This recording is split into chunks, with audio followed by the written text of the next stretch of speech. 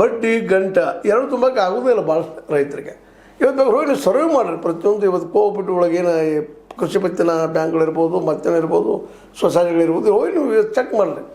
ಎಲ್ಲರೂ ಸಾಲದವನ ಬಡ್ಡಿ ತುಂಬ್ತಾರೆ. ನಾಳೆ ಮಾರ್ಚ್ ಎಂಡಿಗೆ 31ಕ್ಕೆ ಏಪ್ರಿಲ್ ಶುರು ಆಗ್ತದೆ. ಈಗಾಗಲೇ ನೋಟಿಸ್ಗಳು ಬರ್ತಿರ್ತವೆ. ಹಂಗೆ ಈ ಬ್ಯಾಂಕ್ಗಳಿಂದ, ಕೋಆಪರೇಟಿವ್ ಬ್ಯಾಂಕ್ಗಳಿಂದ, ಕೃಷಿ ಪತ್ತಿನ ಬ್ಯಾಂಕ್ಗಳಿಂದ ದುಡ್ಡು ತುಂಬ್ರಪ್ಪ ಬಿಲ್ ಹಾಕಿರಪ್ಪ ಅಂತ. ಪಾಪ ಅವ್ರು ಏನು ಮಾಡ್ಬೇಕೀಗ? ಪೂರ್ತಿ ಗಂಟು ಬರಲಿಲ್ಲ, ಬಿಲ್ಲಲ್ಲಿ ಸೆಕೊಂಡು ಕೂತದ. ಇದು ಸಾಲಗಾರ ಬೆನ್ನು ಹತ್ತಿದಾರ. ಅದು ಈವನ್ ಬ್ಯಾಂಕಿಂದ ಬಡ್ಡಿ ತುಂಬಕ್ಕೆ ಆಗುವುದಿಲ್ಲ ರೀ. ಶೂನ್ಯ ಬಡ್ಡಿ ಇರ್ತದೆ. ಕಡೆಕ ಗಂಟಾಗಿರೋದು ಕರೆದು ಅದು ಇಲ್ಲ.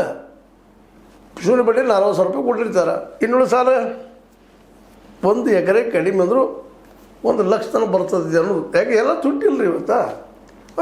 ಸಹಜ ಸಾಮಾನ್ಯ ನೋಡಿ, ನೀರು ಹಾಸು ಹಿಡ್ಕೊಂಡು 1 ವರ್ಷ ತನಕ ಕಳೆ ತೆಗೆದು ಹಿಡ್ಕೊಂಡು ಸ್ವಚ್ಛ ಇಟ್ಕೊಂಡು ಇಟ್ಕೊಂಡು ಹೋಗಿ ಕಬ್ಬು ಹತ್ತು ತನಕ ಅದನ್ನೆಲ್ಲ ನೆನಪಿಸ್ಕೊಂಡ್ರೆ ಎಷ್ಟು ಭಯಂಕರ ದುಡಿತಾರೆ ನಮ್ಮ ರೈತ.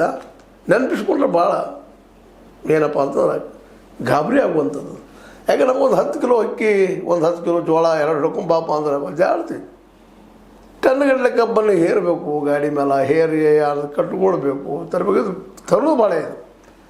ಬೆಳೆದು ಅದನ್ನ ಎತ್ತರಕ್ಕೆ ಬರೋ ತನಕ 3 ಸಲ ಕಸ ತೆಗೆಸ್ಬೇಕು. ನೀರಂತ ಹಾಸ್ತಾನೆ ಇರಬೇಕು.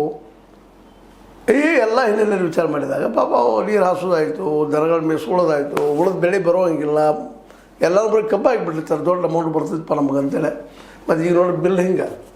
ಮತ್ತು ಈಗ ಸಾಲ ತೊಗೊಂಬಂದಲ್ಲಿ ಹೊರಗೆ ಮತ್ತೆ ಸಾಲ ಮಾಡಿರ್ತಾರೆ ಪಾಪ. ಮದುವೆ ಅಂತ ಇರ್ತೈತಿ, ಮತ್ತೊಂದು ಇರ್ತೈತಿ. ಎಲ್ಲದಕ್ಕೂ ಸಾಲ. ಬಂಗಾರ ತೊಗೊಳ್ಳೋದು, ಹೋಗಿ ಬಂಗಾರ ನೋಡಿ ಸಾಲ ಒತ್ತೆಟ್ಟು ಬಂದುಬಿಡೋದು. ಪ್ರತಿಯೊಬ್ಬ ರೈತನ ಮ್ಯಾಕ್ಸಿಮಮ್ ಇದೇ ಗತಿಗಳಿದ್ದಾವೆ. ಬೇಕಾದ್ರೆ ಸರ್ವೆ ಮಾಡೋ ಶ್ರಮ ಇದೆ.